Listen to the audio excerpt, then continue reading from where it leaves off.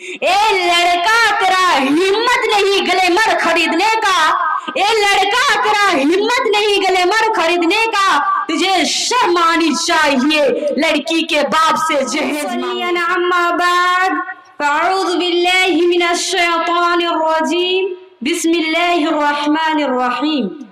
فقد قال اللہ تعالی الرجال قوامون علی النساء، وقال النبی کریم صلی اللہ علیہ وسلم النکاح من سنتی فمن رغب عن سنتی فلیس منی۔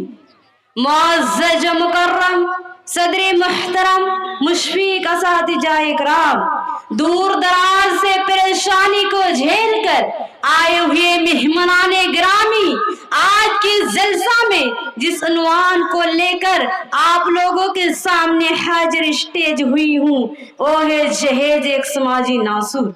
محترم سامعین و سامعات، سب سے پہلے ہمیں یہ جان لینا ضروری ہے جہیز کہتے کس کو ہے۔ اردو میں اسے جہیز کہا جاتا ہے، انگلش میں اسے ڈیمن کہا جاتا ہے۔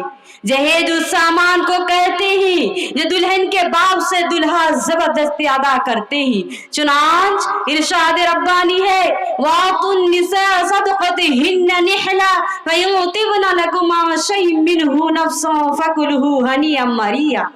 یعنی جب تم اپنی بیوی کے پاس آؤ تو مہر دو، نہ کہ شوہر کے پاس جاؤ تو مہر نہیں جہیز دو، کیونکہ اللہ کے نبی صلی اللہ علیہ وسلم نے صاف طور پر اعلان فرما دیا یا معاشر الشباب من استطاع منکم الباءۃ فلیتزوج فإنه أغض للبصر وأحسن للفرج ومن لم يستطع فعليه بالصوم فإن له وجاء۔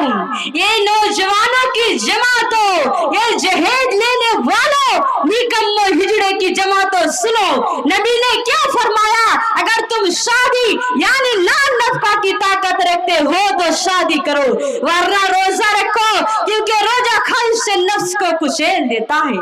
دوسری جگہ اللہ کے رسول صلی اللہ علیہ وسلم نے ارشاد فرمایا من تزوج لامرأة للزنا لم يزد الله إلا ذلة ومن تزوج لمالها لم يزد الله إلا فقرا۔ یعنی اگر کوئی شخص ایسی لڑکی سے شادی کرتا ہے اس کی مال و دولت کو دیکھ کر اس کو ذلت کے علاوہ کوئی چیز نصیب نہیں ہوگا۔ اگر کوئی شادی کرتا ہے اس کی مال و دولت کی وجہ سے اس کو فقراء کے سوا کچھ نہیں ملے گا۔ چنانچہ اتنا ہی نہیں بلکہ نبی اور بھی فرمایا ہے، حضرت ابو ہریرہ کی حدیث ہے، نبی صلی اللہ علیہ وسلم نے فرمایا لوگ شادی کرتے ہیں چار چیزوں کو دیکھ کر، اس کے حسن جمال، اس کی مال و دولت، حسن نسب اور دینداری کو دیکھ کر۔ یہ ابو ہریرہ تم دینداری کو لازم پکڑو۔ محترم سامعین و سامعات، شاید ہی کوئی دن ایسا گزرتا ہوگا کہ آج فلاں معصوم لڑکی کو زندہ جلا دیا گیا، یا فلاں مقام پر جہیز کے لیے ایک نوجوان نے اپنی نئی نویلی دلہن کو پیٹرول چھڑک کر موت کے گھاٹ اتار دی۔ جب ہم خبروں کو پڑھتے ہیں تو بے سخت دل پوچھتا ہے وَأَيِّ ذَنبٍ قُتِلَتْ، کس گناہ کی وجہ سے اس معصوم لڑکی کو زندہ جلا دیا گیا ہے۔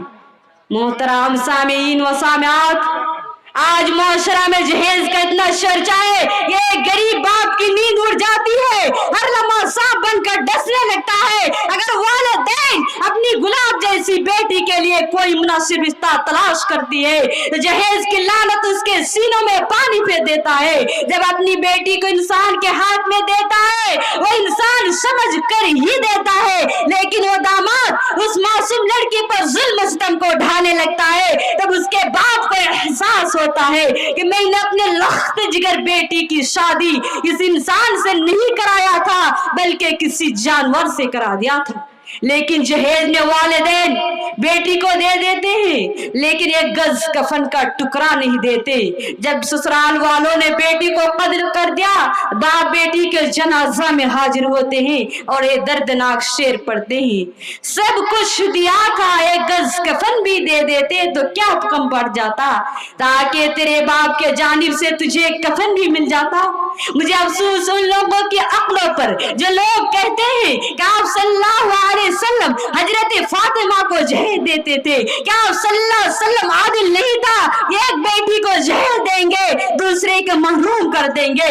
आप सल्लल्लाहु अलैहि वसल्लम हजरत फातिमा को चंद मखसूस गैर किस्म का सामान दिया था। इससे जहेज देना सुन्नत से साबित नहीं होती, क्योंकि अगर जहेज देना सुन्नत होती तो आप सल्लल्लाहु अलैहि वसल्लम की 3 और बेटी थी, सबको जहेज देते। ये कैसे हो सकता है? ये एक बेटी को जहेज देंगे, बाकी 3 को छोड़ देंगे। ये तो सरासर नाइंसाफी थी, जबकि हदीस से वारिद है फत्तकुल्लाह व आदिलु बैना औलादिकुम। मोहतरम सामीन व सामियात, अरे भीख मांग कर अपनी जिंदगी को आगे बढ़ाने वालों, अगर तुम्हें भीख मांगना है किसी रास्ते में चादर फैलाकर भीख मांगो, लेकिन किसी मासूम लड़की को आंसू बहाने पर मजबूर ना करो, किसी गरीब का आह ना सुनो, अदल इंसाफ के तकाजे पूरा करो, रिश्वत लेकर किसी की तरफदारी ना करो, हक इनकाफ के साथ फैसला करो। चुनांच इरशाद रब्बानी है,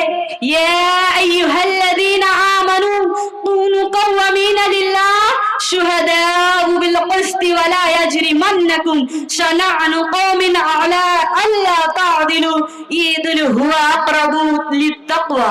ये ईमान वालों, तुम अल्लाह के खातिर हक पर कायम करो और किसी दावत के तुम्हें इस बात पर न उभारे, अदल ना करो, अदल ही तक़वा के ज्यादा करीब है।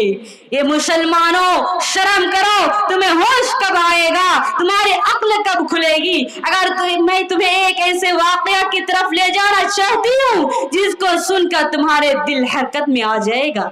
एक बहुत बड़े इस्लाम शेर की बेटी थी, अच्छी तालीम दी थी, जब उसने जवानी पर कदम रखी तो उसकी शादी करा दी। शादी में सारी जायदाद जहेज में अपनी बेटी को दे दी, यहाँ तक कि जिस घर में वो रहते थे उसको भी बेच दिया और कीमत अपने हिजड़े दामाद के हवाले कर दिया। जब बेटी घर से रुखसत होने लगी तो बाप ने बेटी के कान में कहा, प्यारी बेटी मेरी लाडली, इस घर से जा रही हो, अब इस घर में दोबारा मत आना। आंसू भरी आंखों को बंद करते हुए कहा, तुम्हारी डीमन के लिए मैंने इस घर को भी दिया है, अब तुम्हारी माँ बाप किसी किराए के मकान पर चली जाएगी। बेटी सुनती रोती ससुराल को चली गई, लेकिन बेरहम दामाद को जर्रा बराबर भी शर्म नहीं आई।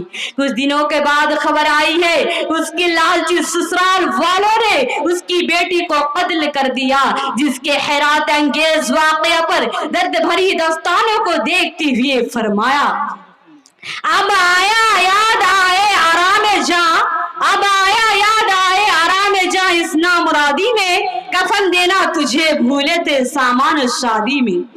मोहतराम हजरात, जरा गौर करने का मकाम है, जबकि प्यारे नबी निकाह को आसान बनाया था। अगर इंसान निकाह करना चाहे तो मिनटों में निकाह कर सकते हैं, लेकिन आज का मुआशरा बरअक्स हो गया है, निकाह को जहेज के बोझ में से पहाड़ बना दिया है और गरीब वालिदैन के लिए जहरीले सांप बनकर डसने लगा है। अब आखिर में अल्लाह ताला से दुआ कहूँ कि या इलाहुल आलमीन हम तमाम मुसलमान भाइयों को इस जैसे हराम और नाजायज चीजों से बचाए, आमीन। इस शेर के साथ मैं स्टेज से रुखसत होना चाहती हूँ। ए लड़का तेरा हिम्मत नहीं गले मर खरीदने का, ए लड़का तेरा हिम्मत नहीं गले मर खरीदने का, तुझे शर्म आनी चाहिए लड़की के बाप से जहेज मांगने का।